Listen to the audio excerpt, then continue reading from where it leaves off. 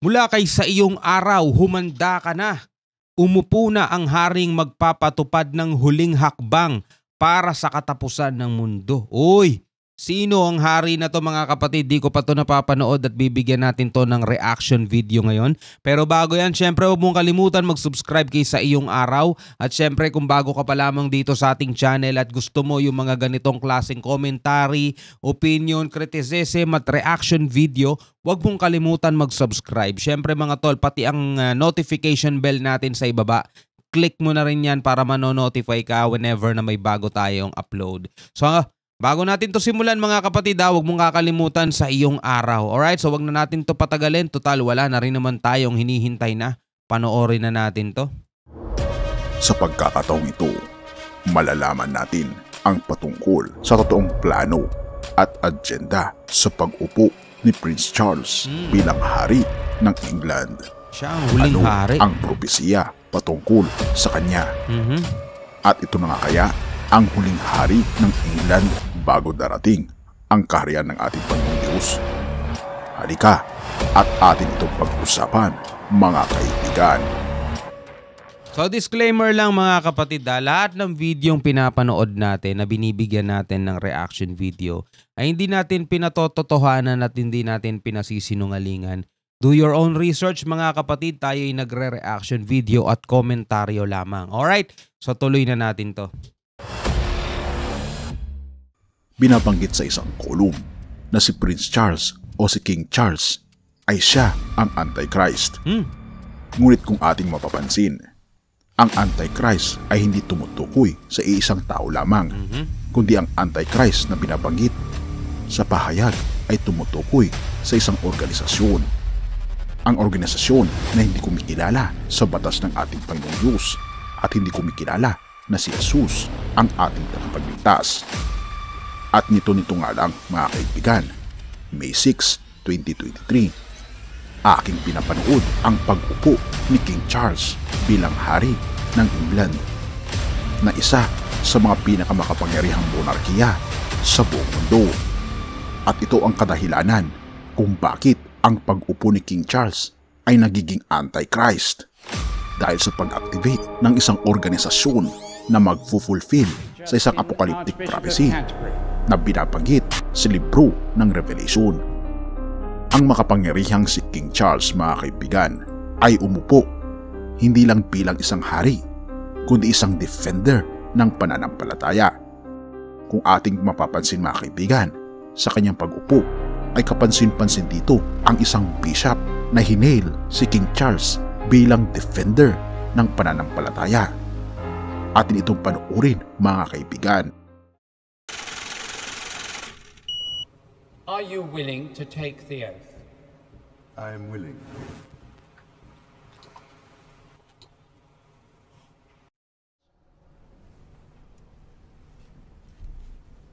Amen.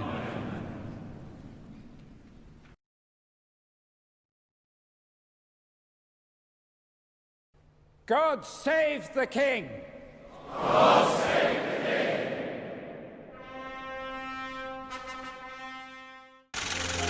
At kung ating mapapansin mga kaibigan, bakit kaya for the first time in history na hinail ang isang hari bilang isang defender hindi lamang ng isang nasyon, kundi defender ng pananampalataya? Ano nga ba ang pananampalatayang ito? Kung ating mapapansin mga kaibigan, ang pananampalataya ng monarkiya ni King Charles ay tinatawag itong Anglican.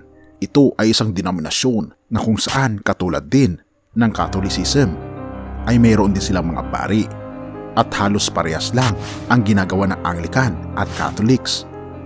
Kanya lamang ang Anglican Church mga kaibigan ay gumagamit sila ng mga music din na ginagamit ng mga Protestant churches.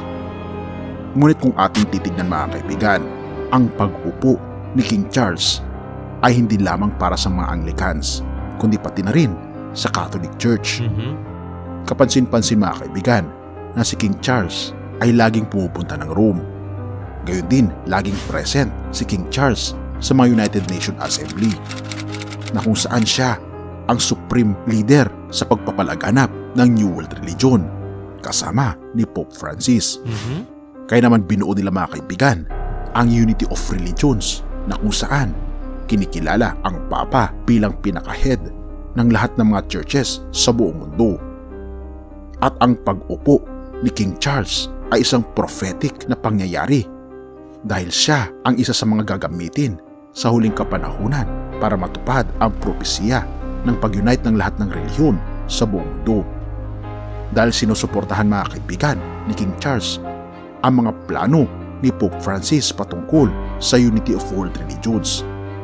Kabilang na dito ang Laudato Si at ang Fraterna Tutti na isang fraternity ng lahat ng mga relihiyon sa buong mundo. At kapansin-pansin din, mga religion pala meron ding fraternity, no? Kapatiran. Na niregaluhan ni Pope Francis si King Charles sa kanyang coronation. At kung iyong makikita ang relics ng cross na ginamit mga kaibigan sa coronation ni King Charles, ay ito raw ay relic sa cross na kung saan doon pinako ang ating Panginoong Hesukristo.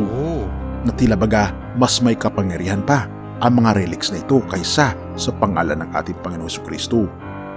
Hindi naman natin may pagkakailang mga kaibigan na ang mga bagay na sinuot o anuman na ginamit ng ating Panginoong Hesus ay may kapangyarihan na binabanggit ng ilang mga leaders sa ibang mga iglesia.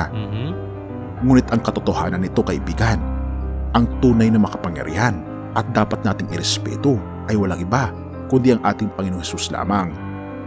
Dahil ang paniniwala ko naman, ang tunay na makapangyarihan at ang dapat natin talagang bigyan ng pagsamba at papuri bukod sa Panginoong Hesukristo, syempre ang manlalalang, no, ang Ama na nasa langit, ang Diyos Ama na nasa langit. Kahit ang Panginoong Hesukristo ay sinasamba, ang Panginoong Diyos na nasa langit mga kapatid. At marami tayong nababasa sa Bible na kahit ang Panginoong Hesukristo ay dumadalangin, no?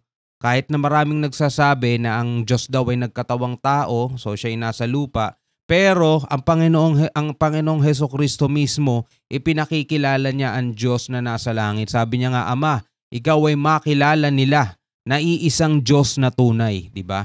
So, ang Panginoong Diyos na nasa langit, ang Diyos na nagsugo sa Panginoong Hesukristo, ang sinasamba, ang dapat sambahin. Well, ipinag-utos din naman ng Panginoong Diyos na sambahin ang Panginoong Hesukristo, no? Pero bukod sa Panginoong Hesus, dahil siya ang tagapamagitan ng tao sa Panginoong Diyos, di ba? Siya tagapagligtas, di ba?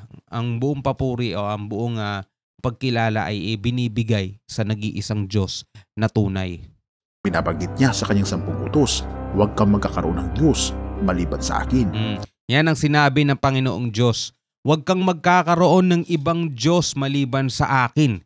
Yan ang sabi ng Panginoong Diyos, napakalinaw. So kung kikilalanin mo siyang Diyos tapos may kikilalanin ka pang isa pang Diyos at may kikilalanin ka pang isa pang Diyos, nilalabag mo na agad itong utos na to. Kasi ang sabi ng Diyos Ama, wala kang ibang kikilalaning Diyos maliban sa akin. Alright?